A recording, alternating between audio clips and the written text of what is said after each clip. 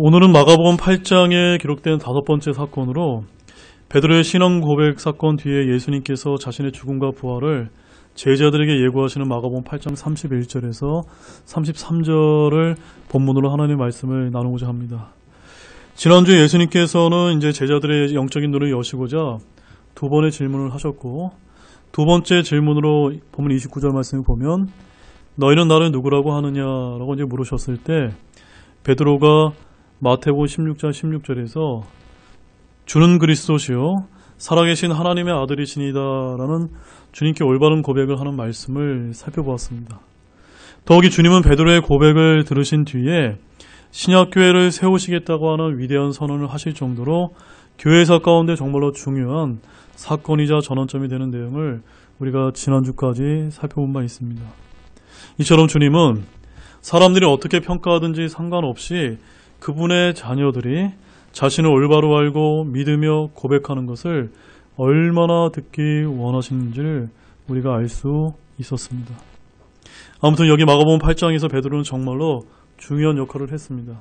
어쩌면 주님은 베드로로 하여금 이러한 신앙 고백하기까지 기다리고 또 기다리시면서 기도해 오셨을 것입니다. 그리고 결국 베드로는 주님이 기뻐하시는 고백을 할 정도로 그의 영적인 눈이 활짝 열리게 되는 하나님의 축복을 받았습니다.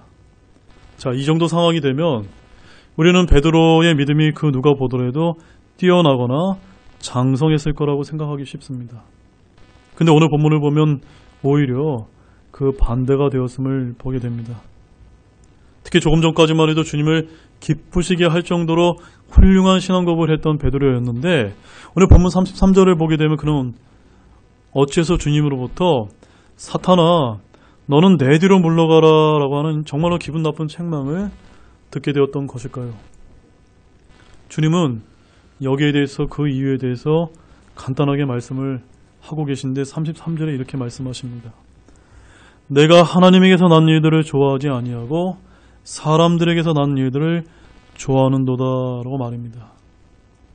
즉 오늘날 그리스도인들도 우리가 교회에 열심히 나오고 무언가 주님을 위해서 그분을 기쁘게 해드리기 위한 신앙생활을 여러분들이 생각하기에 잘했다라고 생각을 하더라도 우리가 조금만 방심을 해서 사람들에게서 난 일들을 좋아하게 되면 곧바로 주님으로부터 책망을 받는 영적 어둠 가운데 떨어질 수 있음을 아시기 바랍니다. 이것이 오늘 전하게 될 말씀의 핵심 줄거리인데 그럼 오늘 본문을 통해 어떤 귀한 진리가 담겨 있는지 한 3가지 정도만 구체적으로 여러분들과 함께 살펴보도록 하겠습니다. 첫 번째, 우리도 주님의 바른 진리를 깨닫고 감당할 만한 그릇이 되기 위해서는 영적으로 더 성장할 필요가 있다는 점입니다. 우리 본문 31절을 보십시오.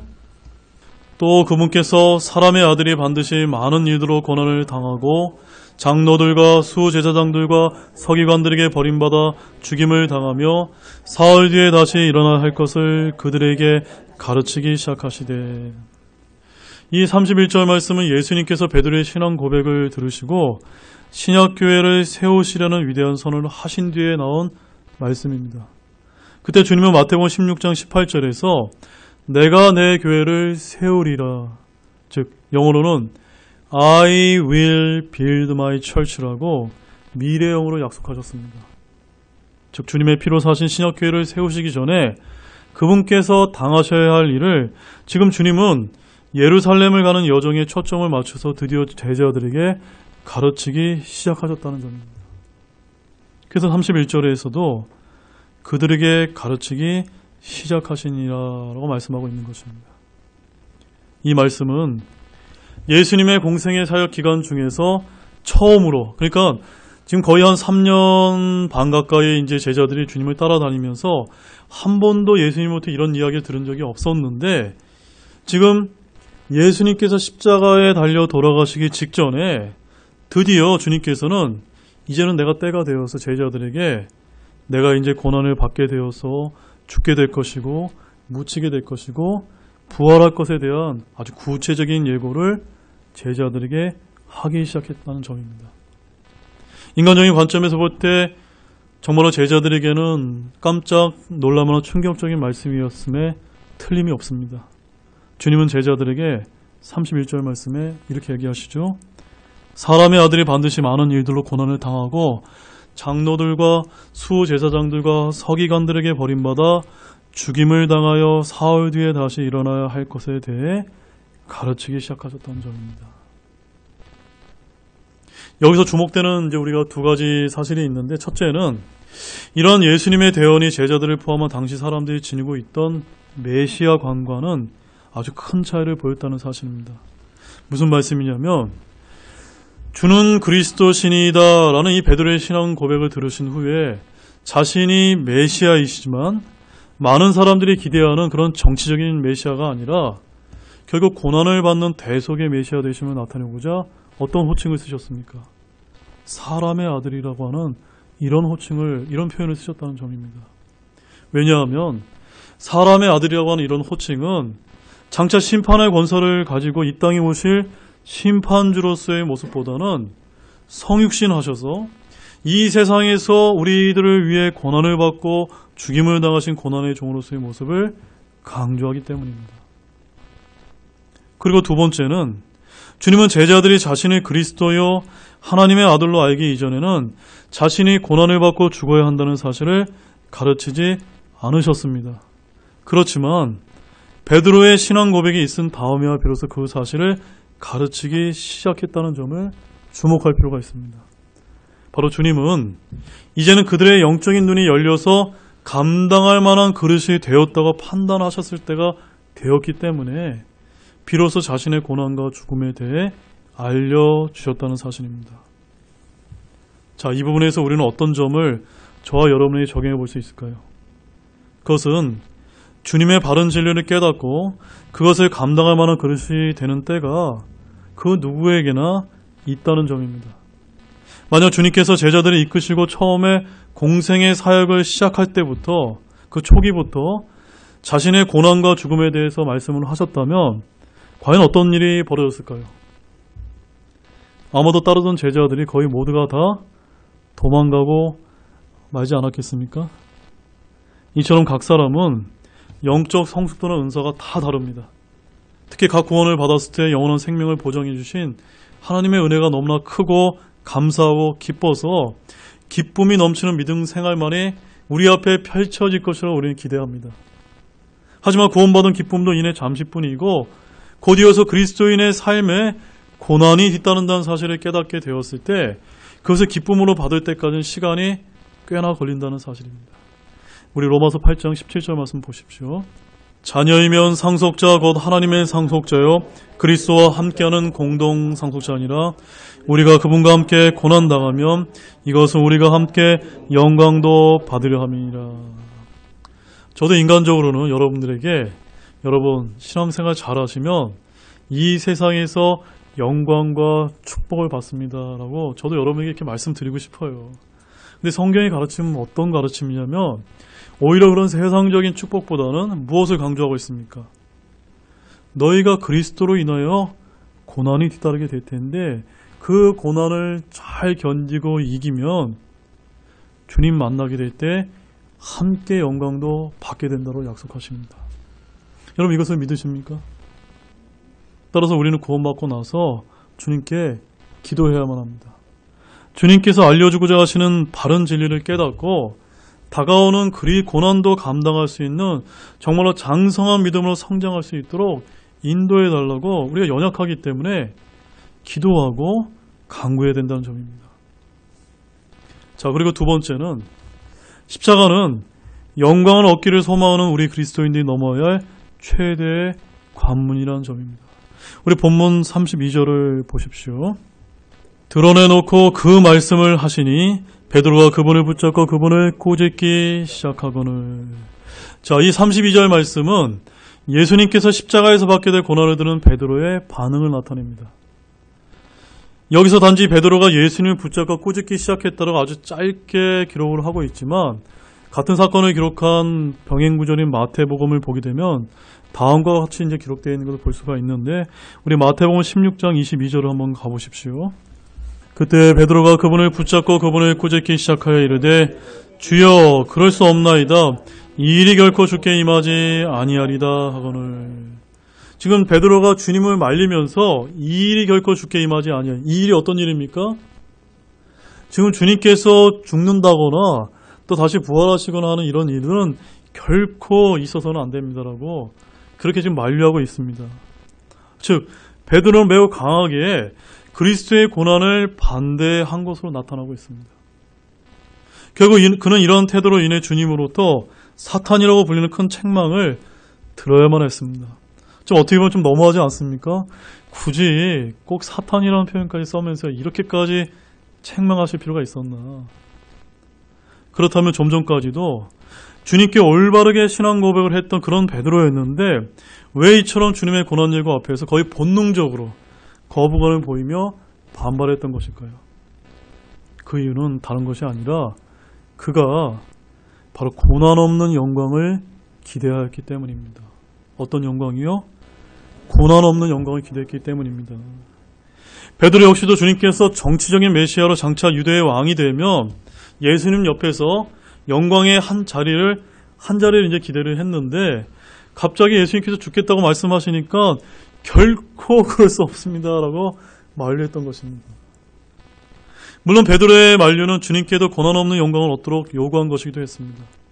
그러한 의미에서 본다면 그의 요구는 사실은 사탄의 요구와 크게 다르지 않음을 우리가 볼 필요가 있습니다. 자, 정말 그럴까요? 한번 가보겠습니다. 마태복음 4장 8절에서 10절 말씀입니다. 마귀가 다시 그분을 데리고 심히 높은 산으로 올라가 세상의 모든 왕국들과 그것들의 영광을 그분께 보여주며 그분께 이르되 내가 많이 엎드려 내게 경배하면 내가 이 모든 것을 내게 주리라 하며 이에 예수님께서 그에게 이르시되 사탄아 너는 여기서 물러가라. 기록된 바 너는 주내 내 하나님께 경배하고 오직 그분만을 섬길지니라 하였느니라 하시더라. 지금 이 말씀은 예수님께서 공생애를 시작하시기 직전에 사탄 마귀가 예수님을 이끌고 가서 광야에서 40일간 이제 시험을 하셨을 때 이제 그 마귀가 이제 시험하는 내용을 담고 있습니다. 바로 자신에게 엎드려 경배하면 세상의 모든 왕국과 영광을 주겠다고 지금 마귀는 시험했습니다. 근데 예수님은 원래 하나님의 어린 양으로 모든 인류를 구원하기 위해 십자가에서 피를 흘리셔야만 했는데 사탄은 그럴 필요가 없다라고 그렇게 유혹했던 것입니다. 그래서 주님은 이 사탄을 보고 뭐라고 책망하셨습니까? 사탄아, 너는 여기서 물러가라라고 이렇게 이제 책망을 하셨는데 이 똑같은 책망을 지금 누구에게 하신 겁니까? 지금 베드로에게 하셨던 것입니다. 주님은 고난을 만류하는 베드로의 말과 행동이 결국 사탄의 역사에 의해서 나온 것을 아시고 베드로를 향해서 사탄아, 내 뒤로 물러가라고 꾸짖으셨다는 것을 우리가 주목하셔야만 됩니다. 참으로 십자가는 주님이 넘지 않으면 안 될 관문이었습니다. 주님의 영광은 십자가의 관문을 넘은 후에 주어질 것이기 때문입니다. 이에 주님은 십자가가 견디기 어려운 고통이었지만 묵묵히 그 길을 가셨음을 우리가 잊어서는 안 되겠습니다. 우리 히브리서 12장 2절 말씀 한번 보십시오. 우리의 믿음의 창시자여 또 완성자이신 예수님을 바라보자. 그분께서는 자기 앞에 놓인 기쁨으로 인해 십자가를 견디사 그 수치를 멸시하시더니 이제 하나님의 왕자 오른편에 앉으셨느니라. 이 말씀을 보게 되면 예수님께서는 인간의 몸을 입고 똑같이 오셨기 때문에 그저 십자가의 그런 고통을 전혀 못 느끼시는 그런 분이 아니라 십자가의 그 고통을 견디시고 그 수치를 참으시면서 앞으로 하나님의 왕자 오른편에 앉으실 그 영광을 기대하시면서 기쁨으로 견디셨다는 것입니다. 누구를 위해서 견디신 겁니까? 바로 저와 여러분의 구원을 위해서 정말 기쁨으로 견디셨다는 겁니다. 바로 우리가 이런 주님의 길을 따르는 제자가 되어야 되는 것입니다. 여러분, 오늘 우리는 예수님께서 고난 받으신 뒤에 영광을 얻으신 사실을 아는 것에 그냥 우리가 그쳐서는 안 됩니다. 중요한 것은 저와 여러분의 영광도 십자가의 관문을 통과한 후에 주어진다는 점입니다. 그래서 바울은 앞서 로마서 8장 17절에서 우리가 그리스도와 함께 영광을 받기 위해 고난도 함께 받아야 할 것이라고 하였던 것입니다. 그러한 의미에서 십자가는 영광을 얻기를 소망하는 우리 그리스도인들이 넘어야 할 최대의 관문임을 잘 아시기 바랍니다. 그래서 주님은 34절에서 이렇게 말씀하셨습니다. 누구든지 나를 따라오려거든 자기를 부인하고 자기 십자가를 지고 나를 따를지니라. 어떤 십자가요? 여러분 자신의 십자가를 져야 된다는 말씀입니다. 여기서 이 자기 십자가를 진다는 것은 하나님의 말씀을 거부하는 여러분 자신의 자기를 부인하는 것을 말합니다. 이러한 주님의 요구는 베드로와 같은 제자들조차도 걸려 넘어질 만큼 힘든 관문이 아닐 수가 없었습니다. 그래서 많은 성도들이 이런 말씀 앞에서 그냥 넘어지고 맙니다. 그러나 분명히 알아야 될 점은 그 누구도 십자가의 관문을 통과하지 않고는 결코 어디에 이를 수가 없습니까? 영광에, 하나님께서 약속하신 영광에 이를 수 없다는 점입니다. 저와 여러분은 구원받은 것으로 족하고 천국문에 이른 것만으로 족하다고 생각하기 쉽습니다. 그러나 어떤 그리스도인들은 이 세상에서 그리스도로 인해 견딘 수치와 고난 때문에 그들의 영광스러운 보상을 받게 될 것이라고 말씀하고 있는데 여러분 이것을 믿으십니까? 이것이 무엇을 뜻하냐면요. 지금 오늘날 우리가 살아가는 이 세상을 한번 바라보시면 얼마나 주님이 오실 날에 가깝기 때문에 세상의 악한 일들은 지금 다 벌어지고 있지 않습니까? 사회주의화가 돼가고 있고 공산주의화가 돼가고 있고 전체주의화가 돼가고 있고 그 다음에 낙태가 곳곳에서 벌어지고 있고 동성애 같은 거 이런 것을 갖다가 우리가 조장하면서 이런 것을 우리가 반대를 하게 되면 우리로 하여금 성경적으로 믿는 이 신자들을 혐오주의자거나 이렇게 나쁘다고 우리가 낙인 찍고 있지 않습니까? 근데 우리가 이런 이 마지막 때의 징조들을 이 그리스도인이 받을 수밖에 없는 고난을 잘 견디고 잘 극복하면 비록 이 세상에서 우리는 어떠한 축복을 얻지 못할지는 모르지만 언제예요? 주님 만나게 되는 그날 주님께서 여러분에게 칭찬하시게 될 것이라고 하는 이 말씀을 믿으시기 바랍니다. 이것을 바울은 어떻게 표현했냐면 해의 영광과 달의 영광과 별들의 영광이 다르듯이 그들의 보상과 영광도 다르다고 표현했습니다. 여러분 고린도전서 15장 41절 말씀만 가보십시오. 고린도전서 15장 41절 이 말씀은 부활한 성도들의 몸을 이렇게 이제 표현하고 있는 것입니다. 같이 읽겠습니다. 해의 영광이 다 이러하고 달의 영광이 이러하며 별들의 영광이 또 다르니 이별과 저별의 영광 면에서 다르도다. 제가 여러분께 묻겠습니다. 여러분 해의 영광, 달의 영광, 별들의 영광 어떤 영광을 원하십니까?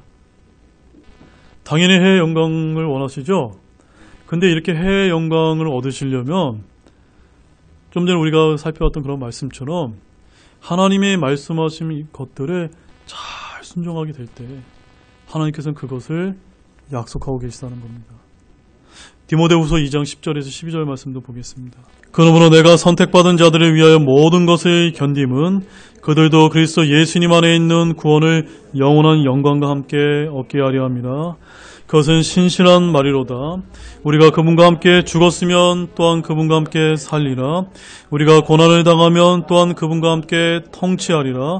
우리가 그분을 부인하면 그분도 우리를 부인하시리라. 여기서 제일 중요한 말씀은 12절에 우리가 고난을 당하면 또한 그분과 함께 통치하리라. 영어에 보면 이런 말씀이 있습니다. No cross, no crown. 한번 따라해 보시겠습니까? No cross, no crown. 무슨 뜻입니까? 십자가의 고난 없이는 왕관도 없다는 겁니다. 바로 그런 말씀처럼 예수님이 걸어가신 십자가의 삶, 그리스도 안에서 받는 고난이 있더라도 인내와 믿음으로 이겨나가는 모든 분들이 되시기를 바랍니다.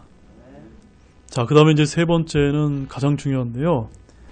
우리도 사탄에게 이용을 당해서 하나님에게서 난 일보다는 사람에게서 난 일들을 더 좋아하게 되면 주님으로부터 책망을 들을지 모른다는 점입니다. 자, 우리 본문 33절을 보십시오. 그분께서 돌이키사 자기 제자들을 바라보시며 베드로를 꾸짖어 이르시되 사탄아 너는 내 뒤로 물러가라. 내가 하나님에게서 난 일들을 좋아하지 아니하고 사람에게서 난 일들을 좋아하는도다 하시니라. 33절 말씀을 보면 주님께서 고난받으실 것에 대해 듣고 그 일을 만류하였던 베드로는 주님으로부터 사탄아 너는 내 뒤로 물러가라는 큰 책망을 들었습니다. 그것은 그의 행위가 하나님에게서 난 일이기보다는 사람에게서 난 일이었기 때문입니다. 여기서 하나님에게 난 일이란 예수님께서 하나님의 영원하신 구원 계획을 따라 고난의 십자가를 지는 것을 말합니다. 그리고 사람에게서 난 일이란 고난과 죽음을 포기하고 정치적인 메시아로서 이스라엘의 왕위에 올라 세상에서 영광을 누리는 것을 말합니다. 즉 베드로는 주님께서 십자가의 길을 포기하고 대신 세상의 영광을 얻는 길을 택하도록 요구했던 것입니다. 이런 베드로의 만류는 하나님의 뜻에 대한 무지와 주님에 대한 잘못된 깊은 사랑에서 비롯되었습니다. 그래서 어떤 목사님이 이렇게 표현을 하십니다. 약 1분 동안 베드로는 반석이라고 불리었지만 그 다음 1분은 주님께 걸림돌이 되었다라고 이렇게 표현하고 있습니다. 또한 캠벨 모건 박사님은 예수님을 사랑하지만 하나님의 방법을 외면하는 사람은 그에게 넘어지는 블록과 같다라고 이렇게 말한 바 있습니다. 이처럼 베드로는 아직 주님의 고통과 영광의 관계를 잘 이해하지 못하고 있습니다.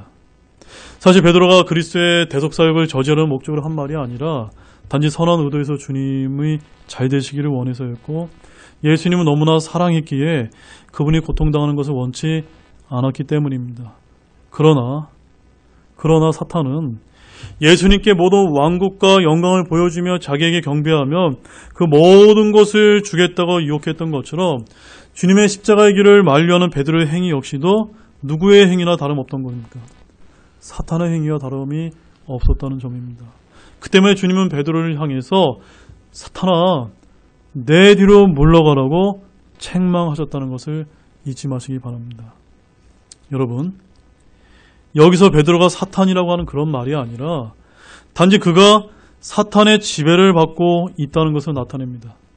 그러니까 좀 전까지는 주는 그리스도시요 살아계신 하나님의 아들이시다라고 아주 위대한 고백을 했던 베드로였지만 우리가 조금만 틈을 주게 되면 얼마 지나지 않아서 우리가 사람에게서 난 일들을 좋아하게 되면서 마치 믿지 않는 사람처럼 사탄의 생각을 표현하고 말게 된다는 점입니다. 자, 이 말씀에서 오늘 제가 여러분에게 강조하고 싶은 정말 중요한 두 가지 진리를 여러분에게 말씀을 드리겠습니다. 첫 번째 진리는 하나님에게서 난 일보다 사람에게서 난 일을 먼저 생각하는 것은 누구의 일입니까? 사탄적인 일이라는 점을 잊지 마시기 바랍니다. 그렇다면 이제 우리의 모습을 한번 돌이켜볼 필요가 있습니다. 우리는 과연 하나님에게서 난 일을 사람에게서 난 일보다 얼마나 먼저 생각하고 계신지요? 우리는 언제나 하나님에게서 난 일보다는 사람에게서 난 일을 먼저 생각하기 일쑤입니다. 하나님의 영광보다는 먼저 우리 자신의 영광을 먼저 생각합니다. 우리가 하나님의 말씀대로 잘 살지 못하는 이유도 바로 여기에 있습니다. 그렇다면 이러한 우리를 향해 주님께서 무엇라고 하실까요? 그러면 이제 우리는 여러분의 삶의 가치관을 바꿀 필요가 있습니다. 사람 중심에서 하나님 중심의 사고를 하시기 바랍니다. 무슨 일을 하시든지 하나님에게서 난 일을 먼저 생각하는 여러분들이 되시기를 바랍니다. 그것은 사람들보다 하나님의 말씀에 따라 올바로 판단하고 분별하며 순종하는 것을 뜻합니다. 우리 사도행전 5장 29절 말씀 한번 보겠습니다. 이에 베드로와 다른 사도들이 응답하여 이르되 우리가 사람들보다 하나님께 순종하는 것이 마땅하니라. 하나님께 순종하는 게 마땅한 일이 맞죠? 네. 그 다음에 이제 가장 중요한 두 번째 진리는 우리 역시도 베드로처럼 순간적으로 틈을 주게 되면 사탄에게 이용당할 수 있다는 것을 깨닫기 바랍니다. 에베소서 4장 27절에 이런 말씀이 있습니다. 마귀에게 틈을 주지 말라. 한번 따라해 보시겠습니까? 마귀에게 틈을 주지 말라. 뭘 주지 말라고요? 틈을 주지 말라는 겁니다. 틈을 주게 되면 어떤 일이 벌어지게 될까요? 고린도 후서 2장 11절 말씀을 한번 가보십시오. 고린도 후서 2장 11절 말씀입니다. 이것은 사탄이 우리를 이용하지 못하게 하려 함이라. 우리는 그의 계략들에 대해 무지하지 아니하노라. 틈을 주게 되면 어떻게 됩니까? 여러분이 믿는다고 해도 사탄에게 이용당하게 된다는 점입니다. 많은 하나님의 자녀들이 구원받고 교회에 나와서 신앙생활을 잘하면 설마 내가 사탄에게 당할 필요가 있겠느냐라고 이렇게 자만할지 모릅니다. 그러나 성경은 분명히 강조합니다. 마귀에게 틈을 주지 말라고 말입니다. 이 말씀은 구원받지 못한 불신자에게 한 말씀이 아니라 누구에게 하신 말씀입니까? 구원받은 저와 여러분과 같은 하나님의 자녀에게 주시는 경고의 메시지입니다. 우리가 우리의 마음속에 틈, 즉 공간을 내어주어서 베드로의 만류처럼 사탄이 우리도 모르는 사이에 들어와서 이용당하게 된다는 점입니다. 그래서 우리는 사탄의 계략들에 대해서 무지하지 않도록 부지런히 말씀을 공부하고 연구해야만 됩니다. 우리는 성령께서 그리스도인 안에 충만하게 있어야 될 필요가 있듯이 사탄 역시도 우리가 틈을 주게 되면은 사탄이 우리를 가득 채울 수 있다는 것을 우리가 경계해야만 됩니다. 사도행전 5장 3절 말씀 보십시오. 사도행전 5장 3절 말씀입니다. 베드로가 이르되 아나니아야 어찌하여 사탄이 내 마음에 가득 차서 내가 성령님께 거짓말을 하고 땅값의 얼마를 감추었느냐. 여기 아나니아가 구원받은 신자가 맞습니까? 맞죠?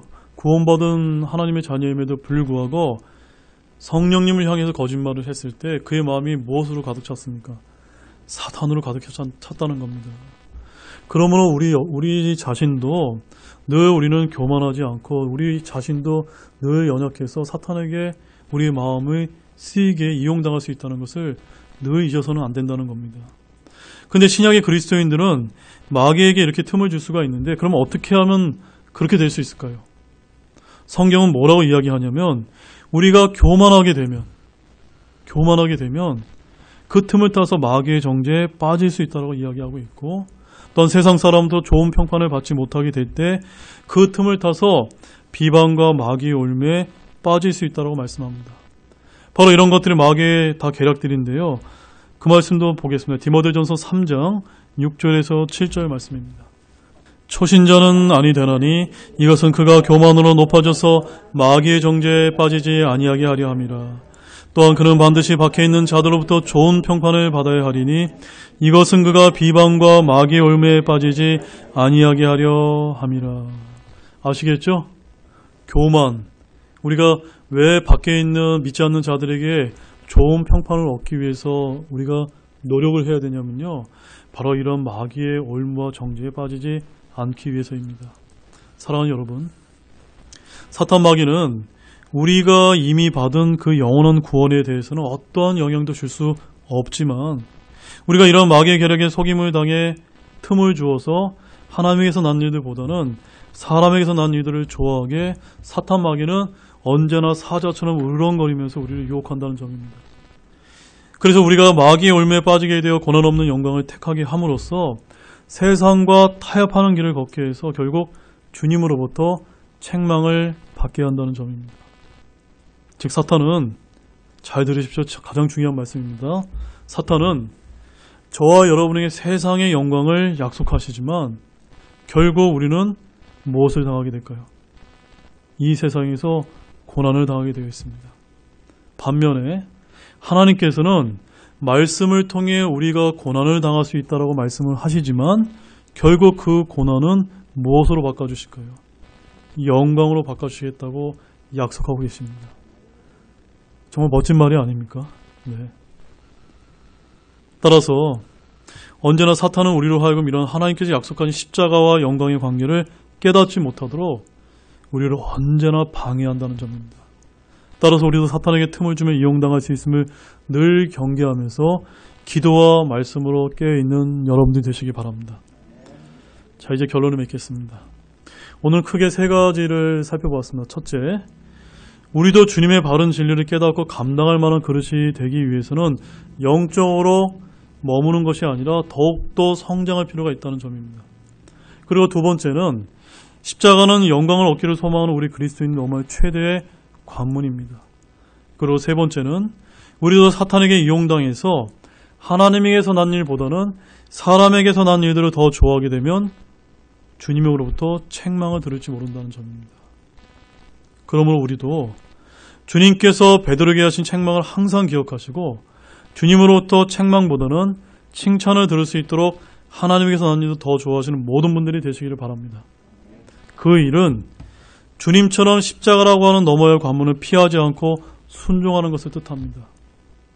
No cross, no crown.